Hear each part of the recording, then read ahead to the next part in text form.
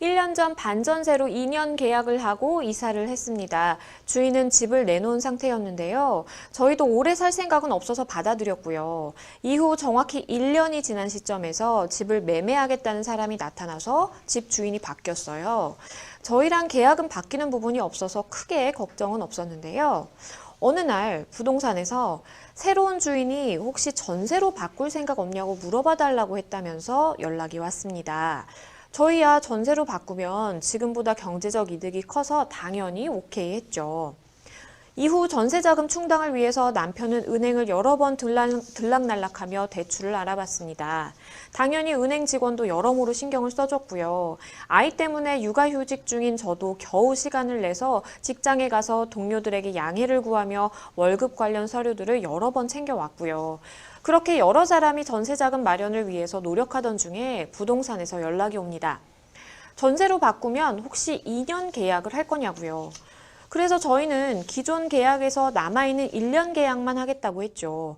부동산에서는 알았다며 이 집주인에게 전하겠다고 했습니다. 그렇게 대출 심사를 기다리던 중 며칠 뒤 부동산에서 또 연락이 와서 집주인이 새롭게 2년 전세 계약을 하는 게 아니면 의미가 없다며 없던 일로 하자고 했다고요. 아니, 이게 무슨 물건 사고 팔고 환불하는 것도 아니고 말 한마디면 끝인가요? 미안하다고는 하는데 전세자금 구하려고 백방으로 알아보고 저희 부부는 물론이고 은행 직원이며 회사 동료며 여러 사람 시간 빼앗아가며 일을 진행하고 있었는데 말이죠. 정말 이런 게 내 집 없는 서름인가 싶었습니다. 결국 저희는 그냥 기존 계약대로 남은 1년 반전세로 살기로 했는데요. 아직도 불쑥 생각이 나면 이불을 걷어차고 하이킥을 하고 싶습니다. 저희 그냥 이대로 묵혀야 할까요? 라는 사연이 접수가 됐습니다. 일단 상담자분께서 이 전세 계약을 새로 체결하시기 위해서 굉장히 많은 노력을 들여서 백방으로 알아보시고 많은 공을 들였는데 이게 좀 물거품이 됐다라는 그런 사연이었습니다. 참 안타까운데 변호사님은 좀 어떻게 보셨나요? 예, 이 사람 같은 경우에는 전세보다 월세가 더 불리하다고 생각한 것 같습니다. 그래서 월세는 매월 금액을 내는데 전세는 그렇지 않죠. 그렇게 해서 전세금을 마련하려고 많은 준비를 했는데 갑자기 소유자가 마음을 변경해서 지금까지 노력했던 게 물거품이 됐죠. 그렇죠. 매우 안타까운 사안입니다. 네, 일단은 상담자분이 자다가도 뭔가 이불킥을 하게 된다라는 말씀을 해주셨는데요. 궁금하신 점들을 하나하나 좀 해결해 드리도록 하겠습니다. 일단 반전세로 계약을 체결을 하셨습니다. 그리고 계약 기간이 남아있는 상황이었는데 주인이 이렇게 바뀌었어요. 그러면 재계약을 한다라든지 뭔가 계약 갱신이라든지 뭔가 그런 어떠한 법률적인 행위를 하는 게 반드시 필요할까요? 예, 반드시 필요하진 않습니다. 주택임대차법에 보면은 주택이 양수될 때 임대인이 그 지위를 승계한다고 되어 있습니다. 그렇기 때문에 기존의 건물 소유자하고 체결한 계약 전세 기간 동안 거주할 수 있고 또 새로운 소유자한테도 새로 계약 체결을 하지 않더라도 주장할 수 있습니다. 그렇기 때문에 다시 전세 계약을 체결할 필요는 없습니다. 네, 말씀 주신 것처럼 내가 전세든 반전세든 살고 있을 때 집주인이 바뀐다. 그런데 집주인이 바뀔 때마다 내가 계약을 새로 체결해야 된다라고 하면 이 세입자의 지위가 너무 불안정할 수가 있습니다. 그렇기 때문에 반드시 이렇게 계약을 뭔가 다시 체결해야 되고 그런 게 아니라 그 지위가 그대로 승계가 된다라고 이해를 하시면 좋겠고요. 상담자분의 상황 역시 반전세가 1년이 남은 상황에서 집주인이 바뀌었습니다. 다시 계약을 체결할 필요는 없었던 상황인 거죠. 그런데 만약에 세입자분과 집주인 사이에 뭔가 이야기가 돼서 재계약을 체결을 한다라고 한다면 조건을 처음부터 다시 새롭게 만들 수가 있을 걸까요? 아니면 기존의 계약이 그대로 옮겨간다. 그거에 대한 뭐 서명을 한다라고 봐야 될까요? 예, 반드시 계약을 다시 체결한다고 하더라도 기존의 계약을 처음부터 다시 할 것인지 아니면 체결한 날로부터 새로 시작할 것인지에 대해서는 제약이 없습니다. 그렇기 때문에 재계약할 때 건물 소유자, 그러니까 새로운 소유자하고 어떻게 할 것인지, 계약 기간을 언제부터 시작할 것인지, 또 계약 기간 전세 보증금은 얼마로 할 것인지 다시 합의해서 할 수가 있습니다. 만약에 전세 계약을 체결하지 않는다면 기존의 소유자하고 체결한 전세 계약으로 계속 유지하게 됩니다.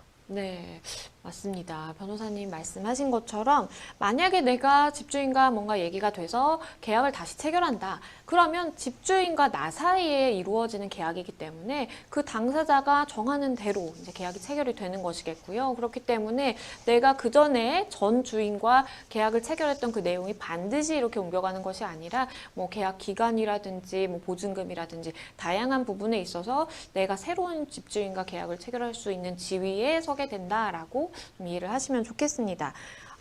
바뀐 집주인이 계약 변경 조건을 걸었다가 나는 이거 다시 이렇게 하고 싶지 않다. 좀 바꾸자라고 해서 다시 바꾸게 돼도 이게 법적으로 뭔가 뭐 책임을 물을 수 있거나 뭔가 내가 페널티를 줘야 된다라거나 그런 건 아닐까요?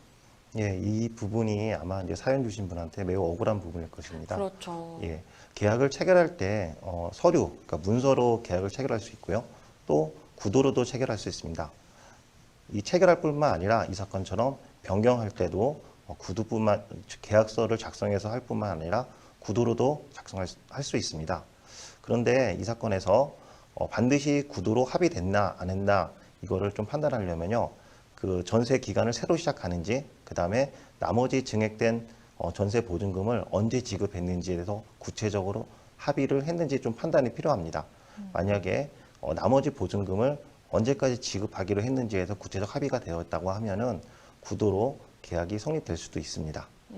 일단은 뭐 계약을 반드시 우리가 뭔가 이렇게 서류상 체결을 해야 되는 것은 아니고 구두상의 계약도 가능한 상황이기는 하지만 그게 그냥 계약 조건을 얘기를 하는 그런 오가는 계약 조건을 조율하는 단계였는지 아니면 실제로 구두 계약이 체결됐다라고 볼 수 있는 정도의 합의에 이르른 그런 단계였는지는 구체적인 상황을 보고 좀 판단할 수 있겠다라는 이제 말씀을 주셨고요. 마지막으로 내가 전세든 반전세든 이렇게 계약을 체결하고 세입자로서 이제 살던 중에 집주인이 바뀌게 될 때 내가 뭔가 법률적으로 준비해야 될 사항이 있을까요? 예, 소유자가 바뀐다 하더라도 아까 말씀드린 것처럼 다시 계약서를 작성할 필요는 없습니다. 계약서를 작성하지 않더라도 새로운 소유자한테 지금 변경된 주택 임대차 법에 따라서 갱신 청구도 할 수가 있습니다. 그런데 만약에 전세 계약을 다시 체결할 경우 두 가지에 대해서 꼭 체크하시기 바랍니다. 다시 전세 계약을 체결할 때 새로운 소유자가 담보대출을 받아서 근저당권을 설정하였는지를 체크해 주시기 바랍니다. 만약에 근저당권 설정자보다 후순위로 밀리면 자신의 보증금을 못 받을 수가 있겠죠.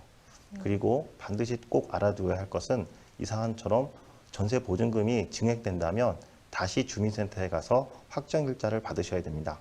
예전에 확정일자를 이미 받았으니까 다시 받을 필요가 없겠지라고 생각하시는 분들은 만약에 증액된 보증금을 우선 변제를 받지 못할 수가 있습니다. 그렇기 때문에 보증금이 증액됐다면 반드시 주민센터에 가셔갖고 확정일자를 다시 꼭 받으시기 바랍니다.